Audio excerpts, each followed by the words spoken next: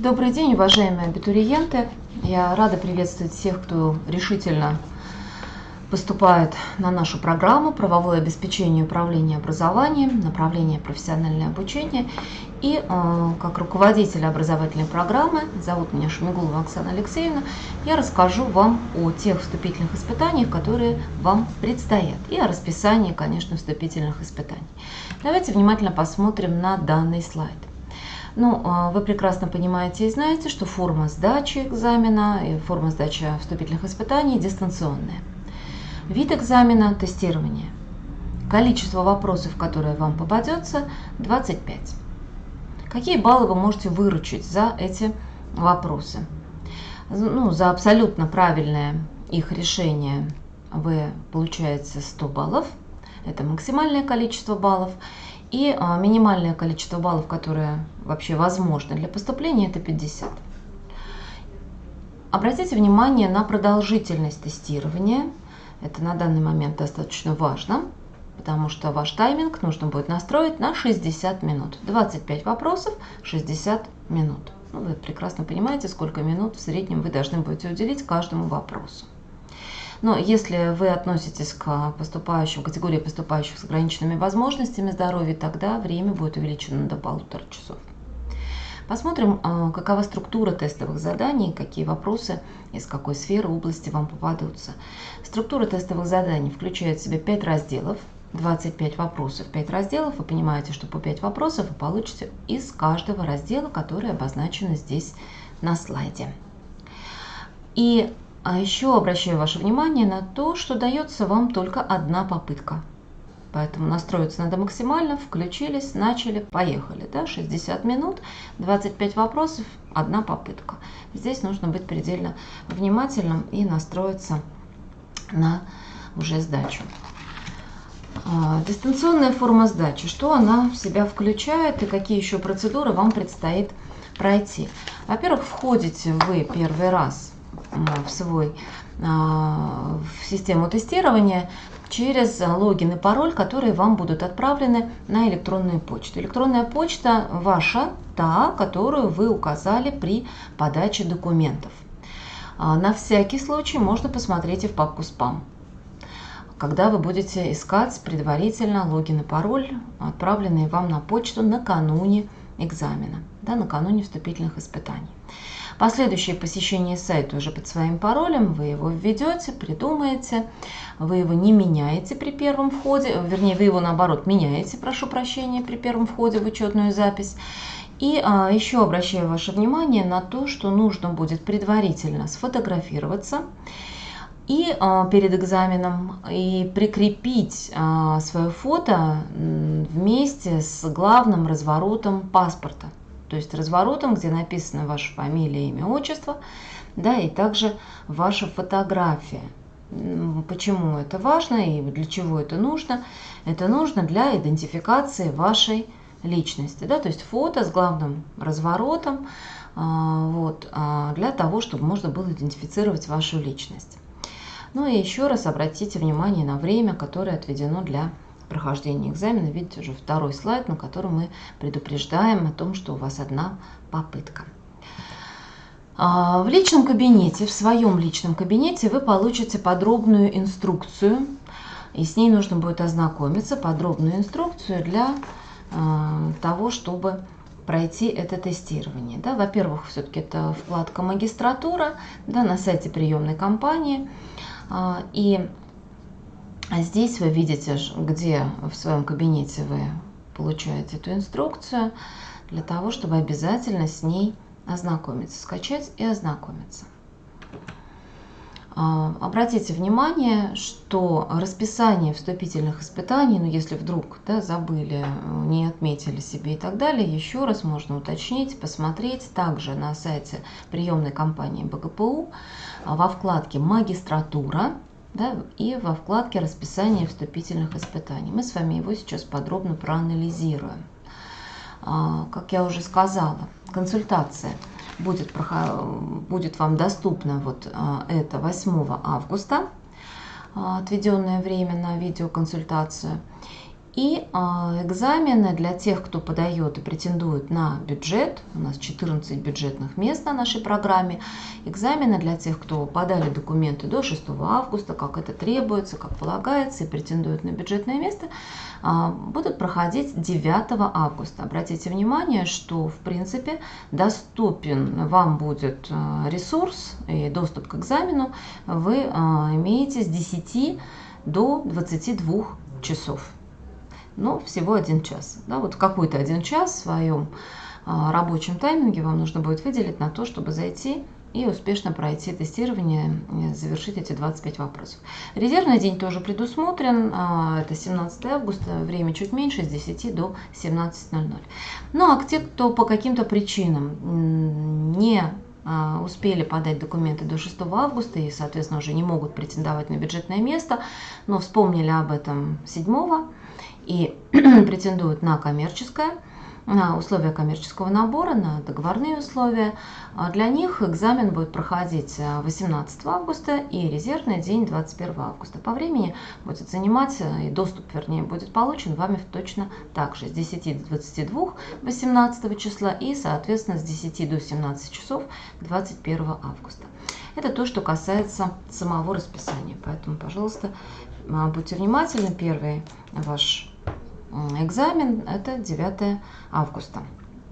Для основной волны все-таки преимущественно, и нам хотелось бы, чтобы все максимально и успешно здесь его уже прошли. Дальше давайте обратим внимание на то, каким образом подготовиться к сдаче вступительного экзамена. Я думаю, что вы уже заранее, как только подали документы, вы ознакомились на сайте приемной кампании с программой вступительных испытаний. Она вывешена и доступна вам, в принципе, уже достаточно давно. Вот, еще раз напоминаю, вдруг для тех, кто эту программу еще не видел, что точно так же во вкладке «Магистратура» на сайте приемной кампании БГПУ вы найдете программу вступительных испытаний по названию нашей магистерской программы «Правовое обеспечение управления образованием». Что включает в себя эта программа? Вы видите, программа включает в себя, во-первых, расшифровку, пояснение того, что означают вступительные испытания с использованием дистанционных технологий, и перечень разделов для подготовки поступающих к сдаче вступительного экзамена, к сдаче вступительного испытания.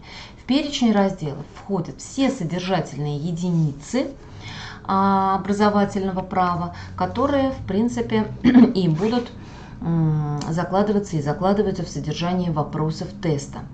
Но я уже сказала о том, что раздел «Образовательное право» – это раздел правоведения. Образовательное право, правоведение практически у всех на бакалавриате, на специалитете проходит, либо изучается дисциплина нормативно-правовое обеспечение образованием, те, кто учатся на педагогическом образовании, либо это правоведение, раздел образовательного права, так или иначе вы знакомитесь с образовательным правом. Поэтому и содержательные элементы прописаны здесь, исходя из данного раздела образовательного права. Вы видите, что здесь также в программе представлены примерные задания. Все тестовые вопросы имеют одинаковый абсолютно тип. Это вопрос и 4 варианта ответа. В данном случае, где вы выбираете один, и один является правильным, где-то не только один является правильным, то есть возможен один или несколько вариантов правильных ответов, в зависимости уже от того вопроса, который вам попадется. И по каким все-таки источникам готовиться? В первую очередь мы нацеливаем на то, что данные вопросы лучше всего штудировать обращаясь непосредственно к нормативным правовым документам, то есть нормативным правовым актам. И главным нормативным правовым актом является, конечно же, федеральный закон номер 273, вот практически наша локальная настольная книга, по которой студенты занимаются и вообще все те, кто работает в образовании, почему я говорю о настольной книге, федеральный закон 273, где практически все главы охватывают, наверное, вот тот перечень содержания, который перед вами представлен. Безусловно, это учебники. Учебники лучше использовать по образовательному праву.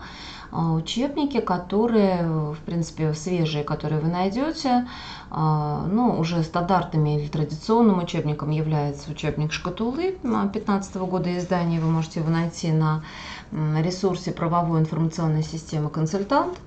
Учебник «Образовательное право», а также на ресурсе Юрайта вы сможете найти учебник по образовательному праву Рожкова или любые, в принципе, другие рекомендованные для вуза учебники по образовательному праву. Но без обращения к нормативно-правовым актам, без обращения к федеральному закону 273 подготовиться качественно практически невозможно. Поэтому главный источник, наверное, ответов на все вопросы, которые будут вам предоставлены, это все-таки федеральный закон об образовании в Российской Федерации. И наша задача здесь проверить большей частью ваше умение работать с нормативно-правовыми актами. Поскольку мы не можем сейчас проверить у вас системные знания в данной области, и вам предстоит их только еще освоить, поэтому здесь очень важны умения работать с нормативно-правовыми актами. Но я думаю, что вопросы несложные, как я уже сказала, поскольку пропедевтические знания у вас с бакалавриата есть, и их достаточно где-то для того, чтобы успешно пройти тестирование. Поэтому я надеюсь, что вы пройдете это тестирование благополучно и успешно. Что касается наших с вами контактов и нашего с вами взаимодействия в день экзамена. В день экзамена я буду на связи. Телефон личный, сотовый, на WhatsApp, пожалуйста. Если нужны будут какие-то консультации дополнительные, ответы на вопросы, у вас вдруг возникают вопросы, пожалуйста, если возникают вопросы по программе, по нашей, какие-то у вас еще сомнения, уточнения требуются, что это за программа и как будет проходить ваше обучение, то и электронная почта моя, и WhatsApp для вас будут доступны. Ну а также, конечно, ресурсы, и почты приемной компании БГПУ, телефон приемной компании БГПУ, которые также по всем техническим вопросам смогут вас проконсультировать. Пожалуйста, эти контакты запомните, запишите, зафиксируйте. Еще раз говорю, что на связи в день экзамена мы можем с вами быть. И по необходимости, безусловно, я постараюсь ответить на все ваши вопросы. Если, опять-таки, вопросы касаются и того, а что это за программа, и вы рассуждаете, какие знания вы получите, где сможете свои знания потом свой диплом применить, то должна сказать, что на сайте, опять-таки, приемной компании БГПУ записан видеоролик, мой видеоролик, где я стараюсь более подробно уже рассказать о самой программе, о тех модулях, которые есть в учебном плане, и о тех возможных сферах трудоустройства, которые будут вам доступны после получения диплома о окончании магистратуры. Мы чуть-чуть на перспективу заглядываем вперед, для того, чтобы вам веселее и более оптимистично готовиться к вступительным испытаниям. Благодарю вас за внимание и всем желаю успешной подготовки и успешной сдачи экзамена. Ждем вас на нашу программу.